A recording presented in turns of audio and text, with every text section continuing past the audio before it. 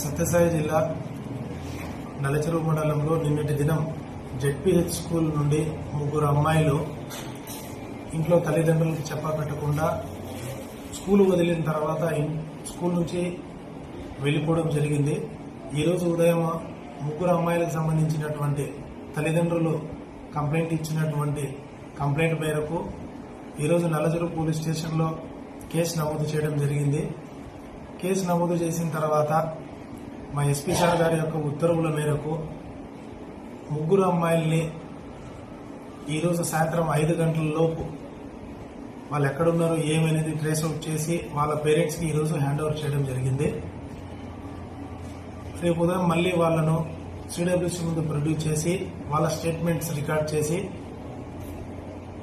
వాళ్ళ పేరెంట్స్కి వాళ్ళని హ్యాండ్ ఓవర్ చేయడం జరిగింది.